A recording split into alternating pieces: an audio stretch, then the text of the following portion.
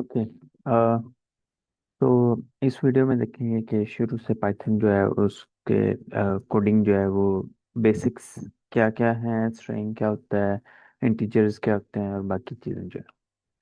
सबसे पहले तो जब भी हम कोई चीज़ ऐड करते हैं, जैसे फॉर एग्जांपल फॉर्म्स जो होते हैं, कोई भी आप अकाउंट क्रिएट करते हैं, उसमें लिखा होता है कि नेम और फिर लिखा होता है कि लास्ट नेम। ठीक है, इस तरह से। अब पाइथन जो है वो केस सेंसिटिव लैंग्वेज है। उसके अलावा इसके अंदर इजी है, लेकिन है केस सेंसिटिव। और उसके अलावा बाकी लैंग्वेजेस जो हैं, जैसे रस्ट है, सी प्लस प्लस, इवन के मुझे तो बाकियों से भी ज़्यादा सबसे इजी मुझे लगती है। अब फॉर एग्जांपल, ये फर्स्ट जो चीज़ है वेरिएबल, इस ये जो है नेम, ये वेरिएबल है। हर वेरिएबल का अपना एक डाटा होता है और उस डाटा की डिफरेंट टाइप्स होती हैं। ठीक है। सबसे पहले तो हम देख लेते हैं, नीचे मैं लिख देता हूँ कमेंट में। एक और चीज़ है कि प्रोग्रामिंग के अंदर जब भी आपने कोई कमेंट लिखना होता है, तो कमेंट का पर्पज़ ये होता है ताकि आपको पता चल जाए कि ये चीज़, ये वाला सेक्शन जो है ये क्या प्रोसेस कर रहा है। अच्छा, डाटा टाइप्स में क्या आता है? इन इंटीजर, इसको INT भी ऐसे भी लिखते हैं, इंट। फिर आ जाता है स्ट्रिंग। स्ट्रिंग क्या होता है? टेक्स्ट। कोई भी टेक्स्ट जो है, text with in quotation mark.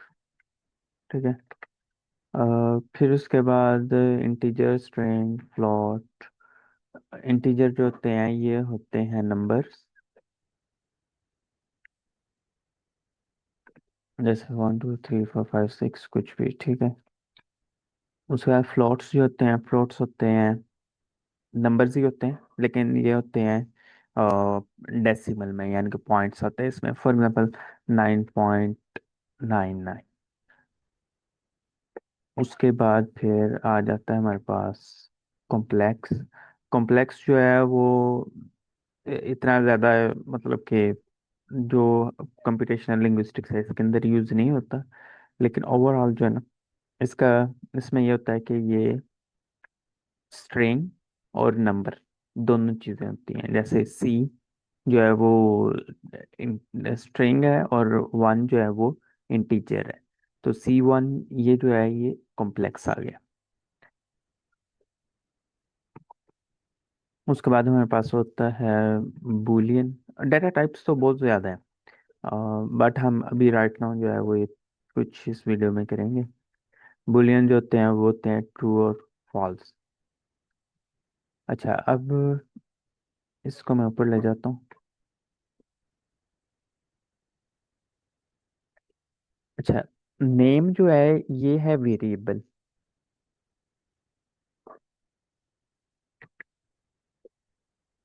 अब वेरिएबल जो है इसके अंदर डिफरेंट टाइप के डाटा हो सकते हैं। इंटीजर भी हो सकता है, स्ट्रिंग भी हो सकता है, फ्लोट, कॉम्प्लेक्स, बूलियन, कुछ भी हो सकता है। तो अब मैंने अपना नाम लिखा है, तो इसके अंदर ये डाटा टाइप क्या हुई है? String, text. क्योंकि टेक्स्ट, कोई भी टेक्स्ट जो है कोटेशन मार्क के अंदर आएगा वो स्ट्रिंग होगा। इसके आगे लिख देते हैं स्ट्रिंग। अच्छा, अब जो वेरिएबल लिखने का मेथड है वो ये है कि आप इसमें स्पेस नहीं ऐड कर सकते। इसमें आपको अंडरस्कोर ऐड करना पड़ेगा। इवन कि आप हाइफन भी नहीं यूज कर सकते। तो हम लास्ट नेम को इस तरह से लिखेंगे, अंडरस्कोर ऐड करके। फिर इसके बाद मैं लिख देता हूँ अपना लास्ट नेम। तो ये लास्ट नेम भी हमारे पास क्या है? स्ट्रिंग। ओके। फिर उसके बाद मैं एक और लिख लेता हूँ वेरिएबल। अब इस वेरिएबल में मैं लिख लेता हूँ 2025। अब ये वाला वेरिएबल हमारे पास इसका डाटा टाइप क्या है? इंटीजर। ठीक है, इसको INT रहने देते हैं, इंटीजर। अब ये है कि हमारे पास आगे तीन जो हैं, बल्कि एक और लिख लेते हैं। For example वरियन। वरियन कर लें, ये तो वरियन ऐसे बन जाएगा जैसे कोई प्रोडक्ट है, तो इसको चेंज कर लेते हैं, इसको कर लेते हैं कार, और इसको कर लेते हैं वेरिएंट। ठीक है, और इसको कर लेते हैं टोयोटा। ठीक है, और इसको कर लेते हैं, बल्कि ये वेरिएंट की जगह जो वेरिएबल है ना, वो भी इस तरह से होने चाहिए कि वो प्रॉपर आपको समझ आए, कि आपने दोबारा एडिट करना हो, आपको पता चले कि मैंने इसमें ये चीज़ लिखी है। तो लिख देते हैं ब्रांड, ईयर, और मॉडल। ठीक है, मॉडल फॉर एग्जांपल कोई भी है। वैसे तो वो 2025 ये ईयर के साथ होता है, लेकिन चले हमने फ्लोट को यूज़ करना है, तो ये फ्लोट हो गया हमारा। अब ये है कि मैंने इन सारी इंफॉर्मेशन को, स्ट्रिंग को, ये वाले स्ट्रिंग, फिर ये इंटीजर, ये फ्लोट, इनको मैंने टर्मिनल पे शो करना है। तो उसका क्या तरीका होता है, हम इस सारे कोड के बाद एंड पे प्रिंट स्टेटमेंट ऐड करते हैं। और प्रिंट स्टेटमेंट जो है उसके बाद ब्रैकेट्स आती हैं, राउंड ब्रैकेट्स आती हैं, और फिर इधर हम, मैंने नेम लिखा है, तो इसका मतलब है ये वाला वेरिएबल और इसका जो डाटा टाइप है ये प्रिंट हो जाएगा, कोमा, ब्रांड, फिर ये प्रिंट हो जाएगा, फिर इसी तरह से ईयर, फिर मॉडल। तो अब क्या होगा, ये सारे जो हैं वो प्रिंट हो जाएंगे। अब हर कोड को प्रिंट करने के डिफरेंट तरीके हो सकते हैं, या आप इन सारों को एक रो में जो है वो कोमा ऐड करके लिख लें। अच्छा, इसका पहले आउटपुट देखते हैं क्या आता है। जब भी आउटपुट आपने प्रिंट पूरे कोड को प्रिंट करना है, तो उसका क्या तरीका है कि आपने टर्मिनल ओपन करना है कंट्रोल और बैक टिक से। बैक टिक के ऊपर वेव भी बने हुई है, उस वेव को टिल्डे कहते हैं, और उसके साथ एक टिक बना होगा बैक साइड पे, ऐसे उसे, इसलिए उसे बैक टिक कहते हैं। तो टर्मिनल में आपने लिखना है पाइथन स्पेस, आपकी जो फाइल का नाम है, फाइल का नाम क्या है, app.py। तो फिर इसको एंटर कर देंगे। तो ये क्या हमारा, और ये जो सारे डाटा हैं ये आउटपुट आ गया, कार टोयोटा 2025 20.5। अब इसी चीज को प्रिंट करने का एक और तरीका ये है कि इसको ऐसे कर लेते हैं, कॉपी कर लेते हैं, और नीचे जो प्रिंट स्टेटमेंट है इसको हम कर लेते हैं नए, इसको कॉपी कर लेते हैं ताकि बार बार लिखना ना पड़े। फिर ठीक है, इधर नेम हो गया, फिर ब्रांड, और साथ में ईयर, जैसे थोड़ा और जूम करते हैं, फिर साथ में मॉडल। अच्छा, आउटपुट जो है वो सेम है, लेकिन जो फॉर्मेट है आउटपुट का वो डिफरेंट है। यानी कि इसमें जो है वो एज अ एक रो में आया है सारा आउटपुट, इसमें जो है वो वन बाय वन जो है वो आया है। ठीक है, कारों पर टोयोटा, फिर 2025, फिर 20.5।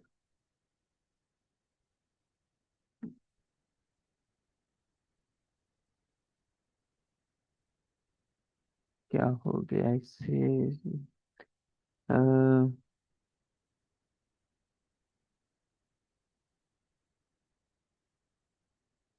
इसको इधर करें, और बल्कि इसको डिबग को ऊपर ले आए, और ये टर्मिनल को कर लें। हम्म। अच्छा, एक और चीज़ है, जब आपने टर्मिनल ओपन करना है तो एक दफ़ा आपने लिख लिया ना, स्टेटमेंट लिख लिया, फिर उसके बाद आपको बार बार लिखने की ज़रूरत नहीं पड़ेगी। फिर आपने अप बटन जो है ना, up and down left right वाले जो आपके कीबोर्ड पे बटन होते हैं, इसमें आपने अप वाला बटन दबाना है।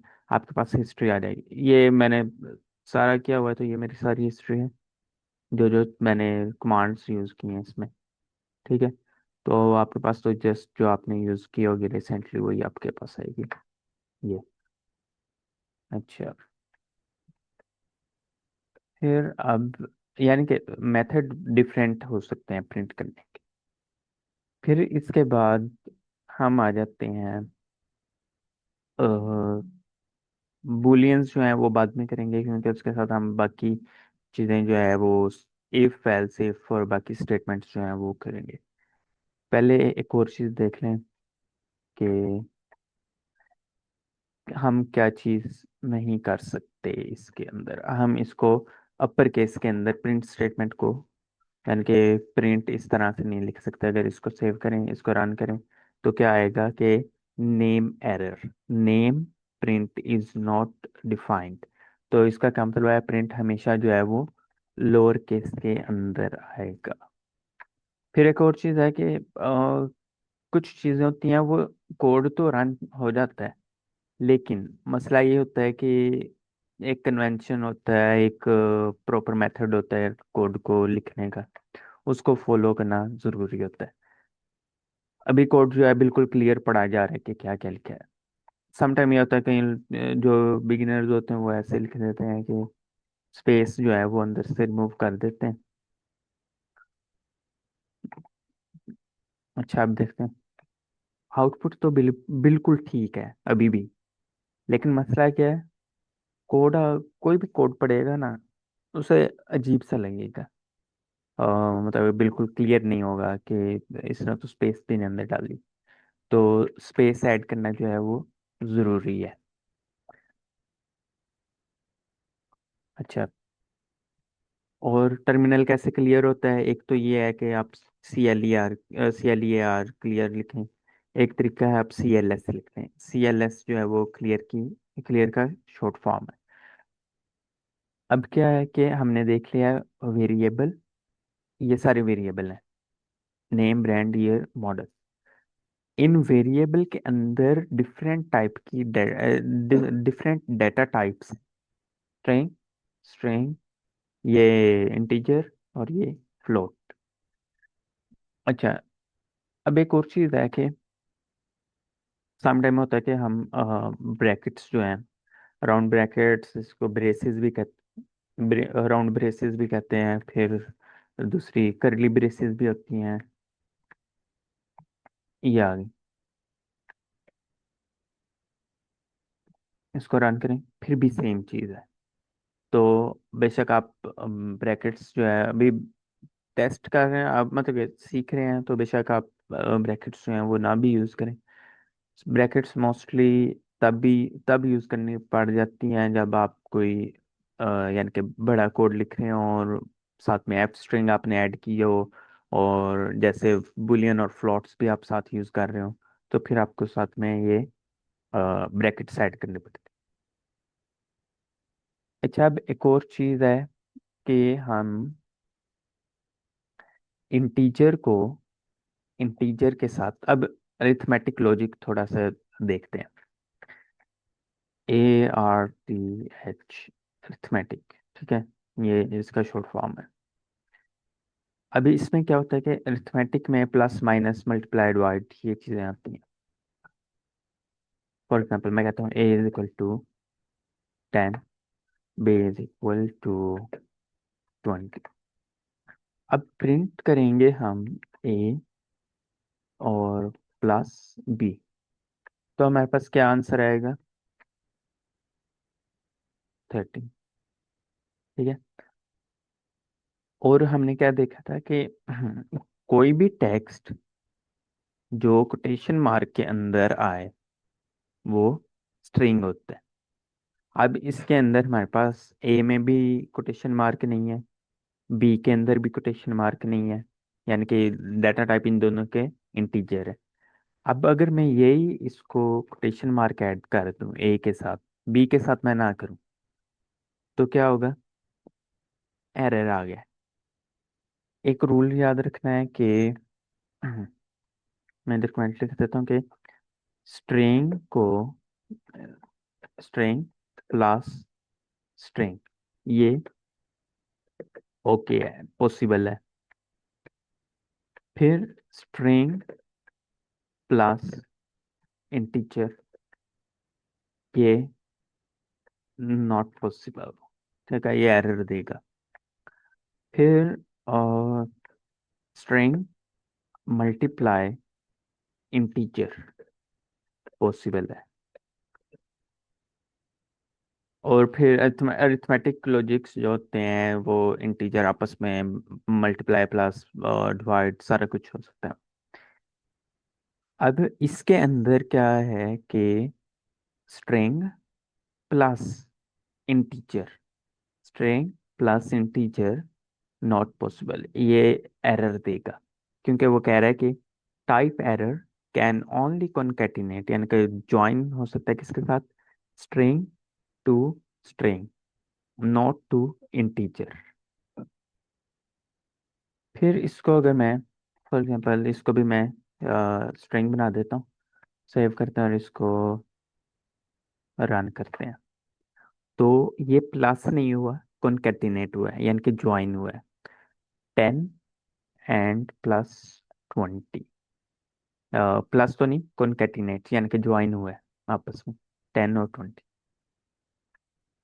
अगर मैं ये इसको मल्टीप्लाई की जगह, प्लस की जगह मल्टीप्लाई कर दूं, तो क्या होगा, एरर। क्योंकि हमने क्या देखा है कि स्ट्रिंग जो है वो इंटीजर के साथ मल्टीप्लाई हो सकती है, लेकिन स्ट्रिंग जो है वो इंटीजर के साथ, यानी कि स्ट्रिंग स्ट्रिंग के साथ मल्टीप्लाई नहीं हो सकती। स्ट्रिंग स्ट्रिंग के साथ जस्ट प्लस हो सकती है, माइनस डिवाइड और बाकी चीजें नहीं हो सकती। अच्छा, can't multiply sequence bye non integer of type string. अब ये देख लेते हैं हम कि स्ट्रिंग और इंटीजर आपस में मल्टीप्लाई किस तरह से हो सकते हैं।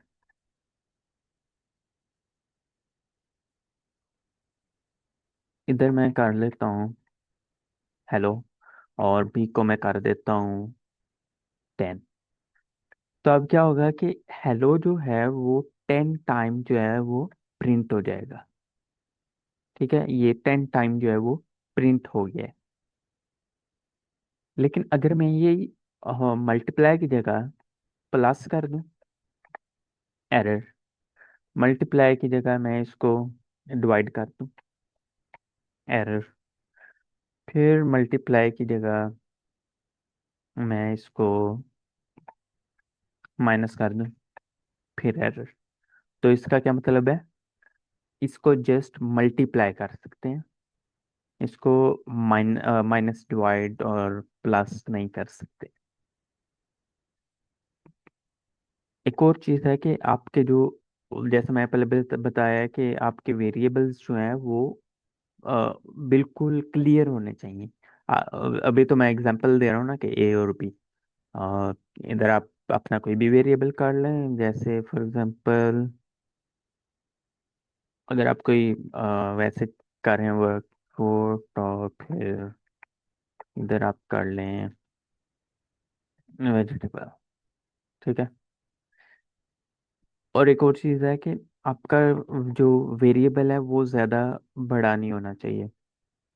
तो चल तो जाएगा जितना मर्जी, बेशक आप इसको यहाँ तक ले आए, इधर तक आ जाए बेशक, लेकिन ये है कि आपका जो वेरिएबल है वो जितना छोटा और मीनिंगफुल होगा वो ज़्यादा बेहतर है। अच्छा, ये अरिथमेटिक लॉजिक्स और साथ में प्लस माइनस वेरिएबल किसके साथ प्लस हो सकता है, माइनस डिवाइड और मल्टीप्लाई और ये चीज़ें। अच्छा, अब इसके बाद हम आ जाते हैं इफ और एल्स इफ। उससे पहले मैं आपको एक और चीज़ दिखा दूं, बल्कि एक और मैं आपको एक वेबसाइट भी मैं बता देता हूँ प्रैक्टिस के लिए। उसका नाम है थ्री स्कूल सबसे बेस्ट वेबसाइट है प्रैक्टिस के लिए। फिर उसके अलावा एक और वेबसाइट है सोलो लर्न, इसको भी आप देख सकते हैं। फिर अगर थोड़ा एडवांस लेवल पे आप आ गए हैं तो फिर साथ में लीड कोड जो है ये भी सबसे सबसे बेस्ट है ये तो, बल्कि इंटरमीडिएट और एडवांस दोनों लेवल पे भी। ठीक है। फिर आगे इफ एल्स इफ और बाकी कंडीशंस वगैरह जो हैं, एंड और इवल कंडीशंस जो हैं, मेरा ख्याल नेक्स्ट वीडियो में करेंगे। तो अभी के लिए